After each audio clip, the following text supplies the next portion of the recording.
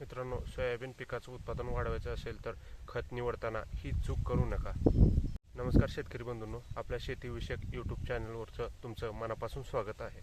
Soybean पिकाचं उत्पादन वाढवायचं असेल तर योग्य वाण, योग्य पेरणी, विशेषतः योग्य खत व्यवस्थापन केलं तर या 3 गोष्टी खूप महत्त्वाच्या असतात. पहिली गोष्ट, योग्य वाण निवडताना आपण योग्य वाण कसं निवडायचं याचा मी फुल डिटेल व्हिडिओ केला आहे. तो तुम्ही माझ्या चॅनलवरती अवेलेबल आहे, तुम्ही पाहू शकता. त्या व्हिडिओमध्ये महाराष्ट्रातील टॉप 10 बियाण्यांच्या जाती व एकरी बियाणे किती लागते व त्या बियाण्यांचं एकरी उत्पादन किती आहे हे पूर्णपणे डिटेलमध्ये सांगितलं आहे. ते सोयाबीन कसं पेरायचं व सोयाबीन किती खोलीवर पेरायचं व दोन्ही बियांमध्ये अंतर किती ठेवायचं असं पूर्ण डिटेल व्हिडिओ मी बनवणार आहे. त्यामध्ये एकरी बियाणे किती वापरायचं, कोणतं बियाणं एकरी किती वापरायचं, म्हणजे बियाणे मित्रांनो खूप वेगवेगळे आहेत मित्रांनो. त्या व्हिडिओमध्ये पूर्ण कव्हर करणार आहोत.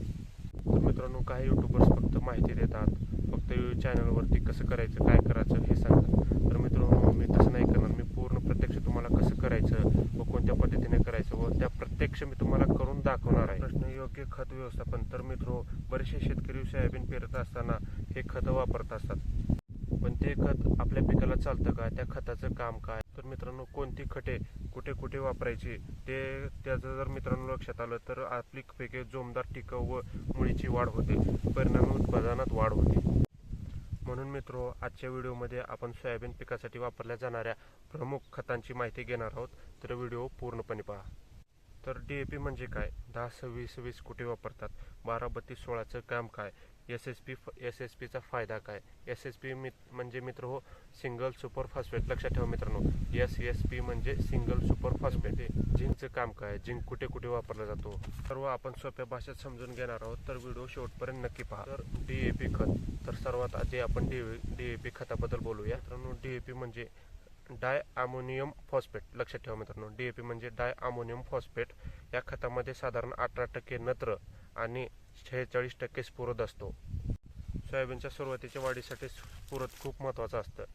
तर मित्रो, लक्षात घ्या, स्फुरदाचं काय काय काम असतं व ते कुठे कुठे काय काम करतं. पिकांच्या मुळासाठी वाढ चांगली होते, पिकांची उगवण जोमदारपणे होते, झाडांची सुरुवातीची वाढ सुधारते. मित्रांनो, सुरुवातीची जी वाढ आहे ते खूप महत्त्वाचे असते मित्रांनो, कारण सुरुवातीचे जर झाड लवकर वाढलं आणि त्याची वाढ चांगली झाली तर मित्रांनो झाडाचा फुटवा वाढतो, त्यांना फळधारणा चांगली होते, फूल चांगलं लागायला मदत होते, कारण की जास्त फुटवा, जास्त फुलं, जास्त शेंगदाणा, तर परिणामी जास्त उत्पादन निघते. चांगलं झाड फुटवा केलं तर मित्रांनो फुले, फळे, शेंगा चांगल्या लागतात, उत्पादनाला मदत होते. म्हणून भरपूर शेतकरी पेरणीवेळी DAPचा वापर करतात. तर मित्र, दुसरं एक खत आहे 10-26-26. आता 10-26-26 याबद्दल पाहूया. मित्र, हे खत सोयाबीनसाठी खूप लोकप्रिय आहे मित्रांनो. खूप शेतकरी सोयाबीनसाठी ह्या खताचा वापर करतात. तर मित्रांनो, 10-26-26 मध्ये 10% नत्र आहे आणि 26% स्फुरद आहे आणि 26% पालाश आहे. मित्रांनो लक्षात घ्या, 10-26-26, 26% नत्र, 26% स्फुरद, 26% पालाश. तर या खतामध्ये मित्र प्रायमरी NPK हे घटक यामध्ये आहेत. पालाशामुळे मित्रांनो झाडाची ताकद वाढते आणि पिकाला ताण सहन करण्याची क्षमता वाढते, म्हणून अनेक भागांमध्ये शेतकरी 10-26-26ला प्राधान्य देतात.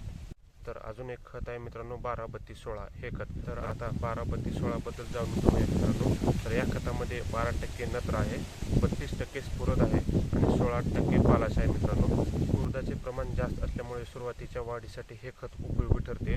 ज्या ठिकाणी जमिनीची स्फुरदता कमतरता असते तिथे हे खत चांगला पर्याय म्हणून ठरू शकतो. तर मित्रांनो, SSP म्हणजे सिंगल सुपर फॉस्फेट. तर काहींना प्रश्न पडला असेल की SSP म्हणजे काय. SSP म्हणजे सिंगल सुपर फॉस्फेट. SSP बद्दल बोलूया. तर हे खत मित्रांनो शेतकऱ्यांमध्ये दिवसेंदिवस लोकप्रिय होत चालले. SSP मध्ये म्हणजे सिंगल सुपर फॉस्फेट मध्ये स्फुरद आणि सल्फर दोन्ही मिळतात. पिकांना स्फुरद आणि सल्फर दोन्ही मिळतात मित्रांनो. तर मित्रो, आता आपण जाणून घेऊया सल्फरचे महत्त्व काय, म्हणजेच त्याला आपण गंधक म्हणतो. मित्रांनो, अनेक शेतकरी NPK म्हणजेच प्रायमरी खतांवर भर देतात, पण सल्फरकडे दुर्लक्ष करतात. सल्फर हे तेलबिया म्हणजे ज्या बियांमधून तेल निघतं त्या पिकांसाठी सल्फर अत्यंत महत्त्वाचा अन्नद्रव्य आहे. सोयाबीन हे तेलबिया पीक असल्यामुळे सल्फरचा फायदा उत्पादनावर दिसून येतो. पण मित्रांनो, सल्फरमुळे पिकाची वाढ सुधारते, दाण्यांचा दर्जा सुधारतो, म्हणजे दाणे गोलदार व दाणेदार व मोठे आकाराचे होऊ शकतात. तेलाचे प्रमाण वाढण्यास मदत होते, त्या बियाणांमध्ये तेलाचं प्रमाण वाढतं मित्रांनो सोयाबीन पिकामध्ये, म्हणून सोयाबीन पिकामध्ये सल्फरचा विशेष महत्त्व आहे. तर आता आपण झिंकचे महत्त्व जाणून घेऊया मित्रांनो. झिंक हे सूक्ष्म अन्नद्रव्य आहे, पण त्याची गरज खूप महत्त्वाची असते. पिकांमध्ये झिंकची कमतरता असल्यास झाडांची वाढ खुंटते. लक्षात घ्या मित्रांनो, झाडांची वाढ खुंटते, झाड वाढत नाही, परिणामी उत्पादनात घट येते व झाडांची पाने पिवळी पडतात.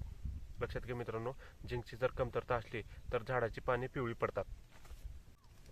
मित्रांनो, एक गोष्ट लक्षात ठेवा, आजच्या व्हिडिओमध्ये आपण फक्त सोयाबीनसाठी कोणती खत वापरली जातात व ती काय काम करतात हे जाणून घेतलं.